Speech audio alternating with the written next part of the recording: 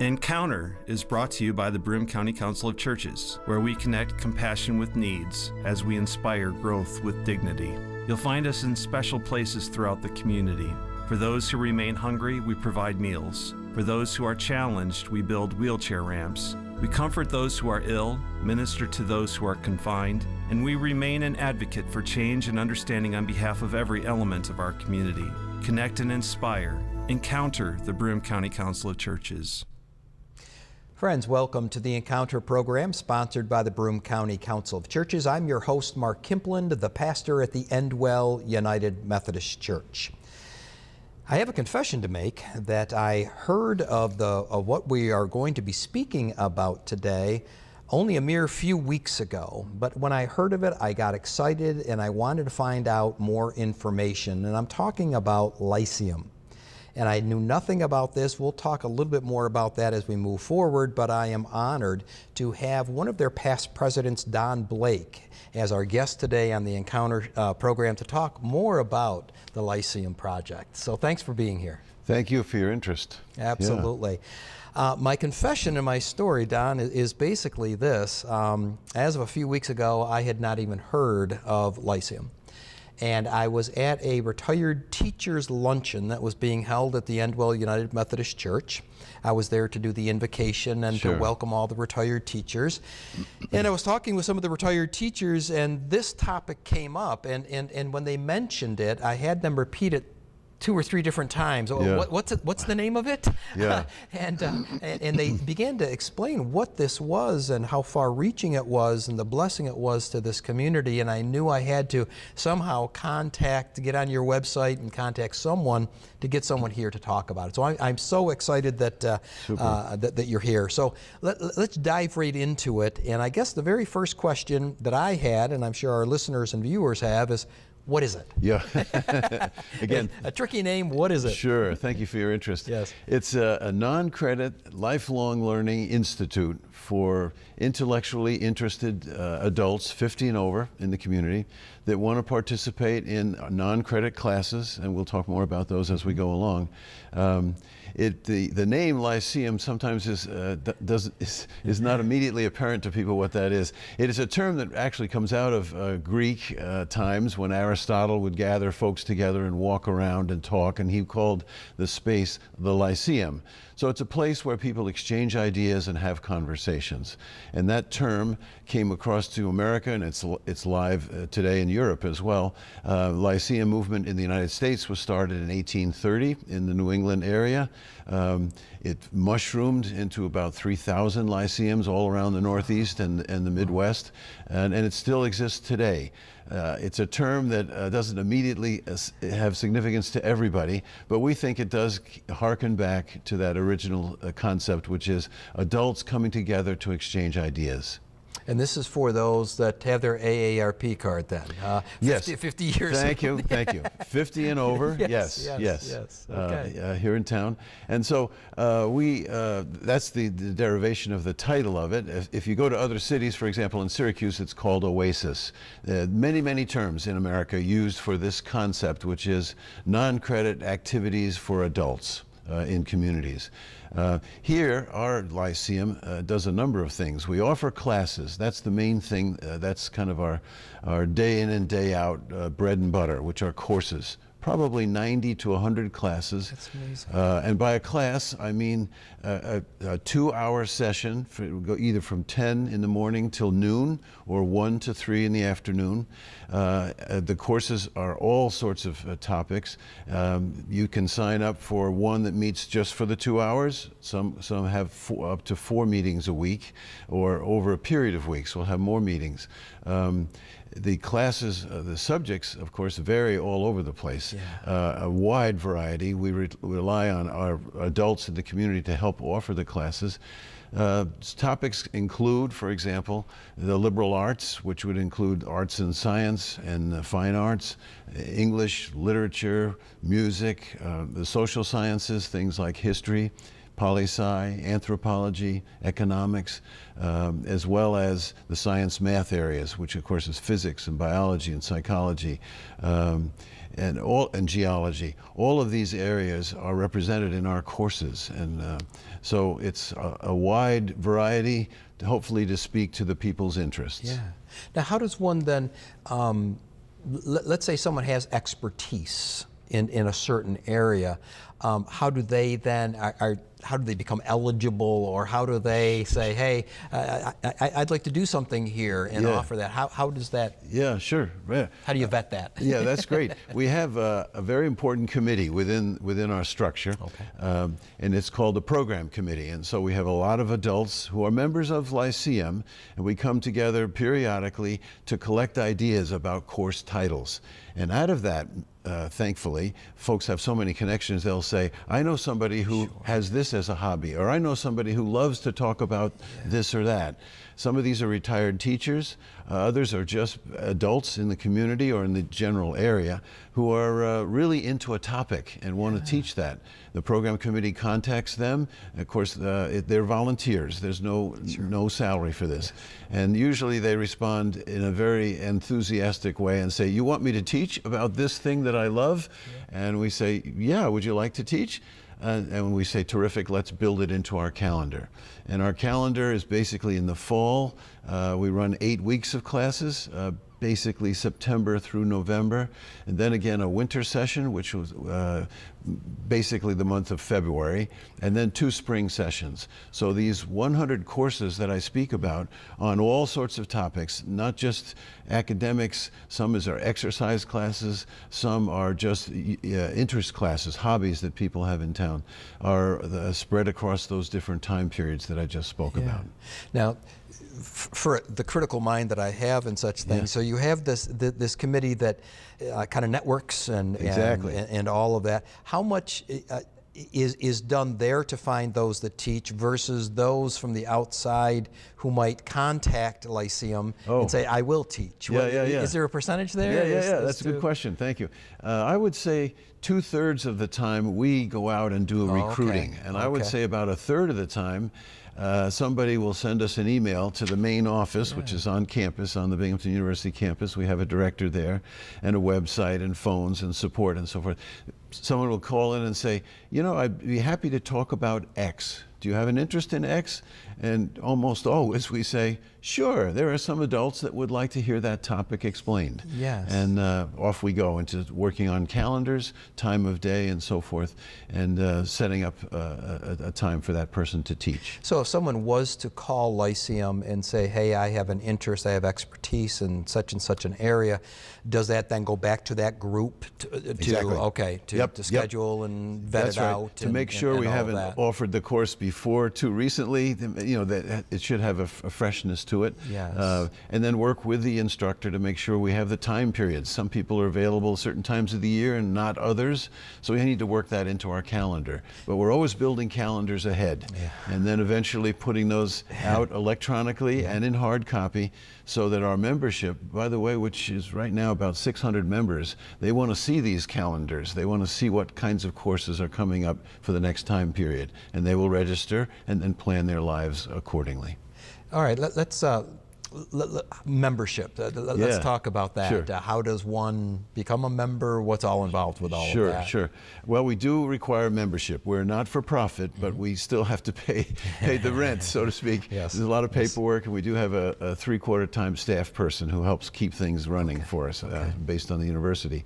So there's a membership fee, either for a single or couple rates. These amounts are available by going on the line, going on Binghamton University Lyceum, and you'll see. But they're not an awful lot of money. I guess if I were to, I believe it's single membership is $50, and I think couples membership is $80. Then you are a member for the whole 12 months. And during that 12-month period, you have the option of enrolling in classes. Any single class that you pick will cost you $5. And if you take 10 classes, it'll be $50. And then you're eligible to attend those classes, which, by the way, are all now located on the WSKG campus. which is on Gates Road in Vestal. Okay. In Vestal. And they've been very good to us. They're a wonderful host. We now have a 5-year lease with WSKG. We have 2 classroom spaces towards the rear of their building. Lovely spaces with adequate parking nearby for folks to drive in, take a course, and then drive home. Yes. So Yeah. all the classes are offered there then? They are. They are. Okay. Okay. This is intriguing. I'm Yeah, going off with even yeah. more questions. Friends, we Sure. are joined today with Don Blake, and we're talking about the Lyceum Project through Binghamton University. How did you get involved in Yeah, all of sure, this? yeah. Tell us your story. Sure. Well, of course, I worked at the university for about 35 years, retired maybe 8 or 10 years ago. But while working there, again, somebody from the program committee called me and said, I know you teach poetry. Would you be interested in teaching a poetry course for Lyceum? Yeah. And I said, sure, I'd love the opportunity. It's a wonderful experience because the audience is all positive. They're there They because wanna be there. They want to be there. Yes. They want to talk about that topic. Yes. And so Yes. time and time again, our instructors leave with a feeling of, I want to do this again. I want to find another topic and come back. So for me, back on mine, I was asked to teach some poetry courses. For 8 or 9 years, while I was still working at the university, I would teach a poetry class, which, and the way I chose to do it, would be 4 2-hour sessions. Okay. Different poets every year when I did it, but it introduced me to Lyceum. I became a participant. I began to learn more about it. Then I joined the program committee to try to help recruit other people to teach, and that's how I got involved. And of course, my involvement then grew, as it sometimes does in this world. Yes, it does. Yes. And I did have a chance to serve as president for a year, and will soon work with the program committee. I'll probably be the chair of the program committee. Well, that's exciting. That's Yeah. exciting. Now, what's required of a person who has a topic they're passionate about, they have knowledge about, they say, yes, I'd like to do to offer that. What would be required of them? Do they have to fill out a syllabus of a kind, or, Yeah. or Yeah. what would be required of Sure, someone to do that? Sure. It all comes down to a course information form. You know, we always have these acronyms. Oh, yes, yes. CIF. Gotta love it. You need to fill out a CIF. Yes. And what that means is you need to tell us who you are, how you would like to be introduced, and a title of your course. You give the title, Okay. and a brief description of what the course is going to be about. What are you going to do during that course presentation? When you send that to us, we build it into a catalog, and as I mentioned earlier, we put out the catalogs periodically to allow our members, now 600 in total, to see what's coming up, and also to be able to say, oh, that course is going to be doing this, and they're going to expect me to come maybe interested in this or with some background, or maybe there's something to read. Sometimes there's a little bit of a, Yes. it's all voluntary, but suggestions for Yes. how to come to the class in the best preparation mode. So Yeah. it's just basically what to expect, Yep. kind of thing. Yep. Then, When you sign up. so Yep. that they're better equipped to get the exactly. most out of that time that they spend together. Exactly. And such. Yep. Okay. Yep. Interesting. And we've talked a lot about the classes, and Yes. that's our meat and potatoes. That's Absolutely. what we focus on. But Lyceum is more than that. We are also very happy to sponsor trips once or twice a year, one in the Yes. fall, one in the spring. Typically, the last trip, by the way, about 55 people signed up for this. It was very popular. It was Seneca Falls and Auburn and the Women's Hall of Fame and the Tubman House and the Seward House. It's an all-day trip, so it's a kind of a social event. Yes. I don't call it a class, but we run the buses. People go, have some lunch, get exposed to these various museums, and then come back. So we do that once or twice a year. Another recent one was to Saratoga Springs. So trips. We also have lectures, a lecture in the fall, free of charge for non-members. In the fall, it's called a Binghamton University Lecture. That'll come up in this coming fall. We line up a speaker, usually from off campus, to speak, and then another lecture in the spring. It's called the Albert and Pearl Mall Lecture, and there we invite a scholar from somewhere else here in the New York State area Yes. to come and speak on that topic. And we just lined that up. That speech will be in the second week in May. It will be delivered by Douglas Ambrose, who is a distinguished teaching professor at Hamilton College, and he's going to talk about his book, Hamilton, which is very Yes. current these Yes. days, thanks Yes, to it Broadway. is. Yes, it is. Yeah. Yes, it is. Yeah. Exciting. So courses, yes, but trips, Okay. and also some other special activities, dinners. We have a holiday dinner in the month of December. We have a kickoff dinner in the fall, a kickoff dinner in the spring. We have an ethnic dinner. The next one will be French. We pick a cuisine and try to do that. That's often held on campus, not always, but often on the Binghamton University campus. So you have an opportunity as a member to attend classes, but also to attend other events that you may have an interest in. Are there other places that you said Saratoga was one, and, right. and were there other places? You said Auburn and yes. Those are the last two. I'm trying to think what else. They've gone downstate, down to New York City to the art museums. Again, trying to anticipate the interests of local adults who are often retired and able to take a whole day and go off somewhere on a trip and come back. And a separate charge for that. You can understand that because there's transportation involved. Absolutely. One of the questions that I had, again, folks, we are here with Don Blake, and we're talking about the Lyceum Project. That committee that kind of puts the calendar together and such things and all of that. One of the things I was thinking about is, as you were sharing, have there been classes, topics that as you were sitting around that table, you went, well, wow, that's pretty interesting. Didn't think that would ever be brought up. But what are some of the vast scope of maybe some of those that maybe you scratched your head maybe and going, wow, that's interesting. Didn't know, I'm not sure anybody would be interested in that, but let's give it a whirl. Sure. Boy, there's so many. I don't know where to start. One of the things that's happened that's very interesting to folks is called armchair travel. It's very popular. And when we hold that class, it's so popular that we use the studio, which is a larger venue in WSKG. It allows us to put 100, 125 people there. Armchair travel is an opportunity for people who want to present on a trip they took. And folks love to come in and hear about these different travel adventures that people have had. So if you've gone somewhere and you come back and you're so all infused and all enthusiastic about what I saw in Europe over here or in Australia or in Antarctica. We had one on Antarctica. The person comes with slides, talks about it, they're an expert. So armchair travel has been very popular for us. Another area that seems to be a winner every year, we always have it, are current events. We have a Friday class that talks about, basically is reading the local papers and talking about what's in the news. And these are interesting classes. They're often very discussion oriented. You can imagine that there are different opinions, both political and religious and so forth, but it's an exchange, and as long as we remain civil and considerate of one another, it's a good thing to hear people's ideas expressed. So current events. Also current events in science. We have another instructor that likes to do that. What's going on in science today? And almost every day or every week, something exciting is happening in the area of science and technology and engineering. So those are some classes that have been steady winners. People like to follow and go to often.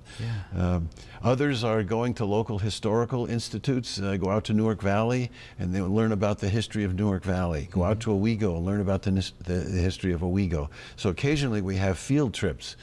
We go to campus, Binghamton University campus, School of Engineering, go into the Tech Center and have a tour. Go into the plants and the institute we have there for all the different vegetation, or go to our on campus we have nature preserve. We'll have a tour again for those who wish to walk and go with an expert. A tour will take you through the nature preserve on our campus. So it's a lot. I say soup to nuts. It's everything. That is absolutely incredible that you offer that. A wide variety. That is absolutely amazing. So how then would our listeners and our viewers and such things, how would they get this going? What would your recommendation be? They like what they hear. Their tails are wagging too, as mine was. What would you encourage them to do going forward? I think the first thing you want to do is just go online if that's possible. If not, make a phone call. You can call Binghamton University and ask for Lyceum and you'll be put through. But we have a website, and if you go in right today, you will see the winter schedule of classes, and you will see information about who we are. We've been in existence 30 years now. Actually, I celebrated this is our 31st year. And you'll see there, by going online, what the membership is involved with, and what sort of courses are available in the next run. So right now we're in the middle of or soon to start our winter schedule, but depending on when you go in, you'll learn more about the next upcoming schedule. And if you see things you like, then you get back in touch with the office and sign up and be a member and sign up for certain courses. Keep your membership running. Maybe you'll go one time, maybe you'll be busy or you're traveling, you're out of the area for a month or two. Come back in, you'll see that we have some more courses up, and you'll always receive that electronically, which is very comfortable for many people. If it's not comfortable for you electronically, we can send hard copy. Sure. Yeah. Now, there are other institutions, though, nationally that do this type of thing. Yes. So let's say that somebody moves out of the area and such things for either a short time or a long period of time. How would they find? Would you just have to go to these institutions, to these universities, to see if they have? Yeah. All right. Yeah. Okay. I think depending on where you're living, or where, say you go to Florida for 3 or 4 months, and you want to remain active, but you're not going to be using our Lyceum here in Binghamton, you just go into whatever the local university's website is and look for non-credit or adult ed opportunities. And usually under those kinds of rubrics, they'll say, well, we call it this here, and then open up that section and you'll see what your opportunities are. It's really international, both here and of course in Europe too. Incredible. They continue to offer Lyceums under various titles. Okay. Well, the exciting thing to a person who knew nothing about this is that you had the track record, so you know what you're doing, you know, after 30 years, but there's a fluidity to it. That things, and it's emerging. And that the courses that you offer today, there'll be a host, dozens of other things that you'll offer in the years and months to come. Right. We try to respond to what's in our world. And our world is always changing. Both in scientific terms, in personal terms, in economic terms, political terms, and so forth. So it's a great place to stay in touch. And also to meet fellow adults that live in the area, that share your interests. It speaks to a number of needs, I suppose, intellectual as well as social. Which it kind of leads me to my next question. And over your time with this and such things, I'm sure there's been lots of different responses from people who are members and going. What do they take from? What's some of the feedback that you've heard over the years from folks that are members? It's very, very positive. Okay. Such that when they attend a class, then they begin to think about teaching a class, because they have expertise areas. All of us in life have pursued activities, whether we were paid for them or whether they were just volunteer or just hobbies. We have things that we tend to know quite a bit about, and others might like to discuss with us. And so we find that people who attend our classes then want to get on the program committee or on our other committees. We have a social committee, a planning committee, a number of opportunities for people to get involved in our structure. It's all not-for-profit, it's all just volunteer, but we rely on that spirit of wanting to give and wanting to be involved. It's amazing that you say that, because that's really what synergy is all about. I did a program here on Encounter last month about community hunger and how people will come to food kitchens and such things for a while, but then they get into the mindset of that synergy that I want to help now. I want to help feed others. I want to give my talents, my gifts to all of that. And that's exactly what you're seeing also. I know. And we're blessed. We have a number of people who provide tech support for us, that provide publicity. These are adults that are volunteering and saying, okay, Lyceum, how do you run? Well, we run classes, but we need computers to do that. We need online. We need information to be printed and so forth. And they step forward and say, well, that's what I did in my working life. I'll continue to help you with that on a part-time basis. And it's wonderful. It's symbiotic, as you say. I'd like to ask this of you. What's been the blessing to you through all of this? You've had so many years in this and higher education and with Binghamton University, but through this work, what are some of the blessings that you've received? Sure, thanks for asking that. Well, as I mentioned earlier, I do teach poetry quite a lot, quite often, and I love poetry. I love the sound of it. I love the meanings that come through poetry. And by teaching the classes, I'm able to work with others that share that excitement.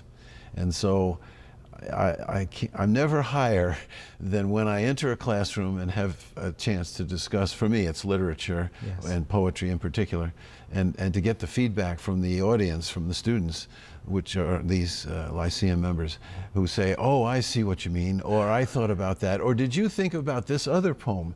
And I get it's just a wonderful rolling feeling of enthusiasm that builds while you're teaching the class.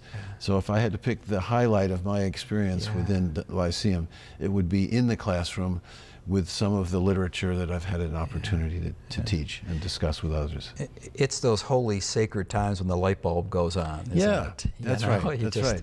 All of a sudden, it just makes more sense to someone else, or even to us. I know. Those are some holy charged moments when all of that happens. Sure. We've only got a minute or two left, and I have so appreciated this this time. But is there any final words of wisdom, any nuggets from that you can give to our viewers and listeners that might be on the fence right now as to whether they will go to the website? But any words of wisdom that you can parting words that you want to share with them? Well, I guess the best thing to do is to sample us, and we do have a policy that allows guests to come free of charge. So if you are interested in Lyceum, you can contact the office, find out about what courses are offered, and you can attend as a guest. Just let our office know that you're coming as a guest, and you can see at no cost, just your time and effort to come to the SKG classrooms and try the class out. And I think you'll meet some other people that you know. Inevitably, people say, "Hi, I didn't know you were."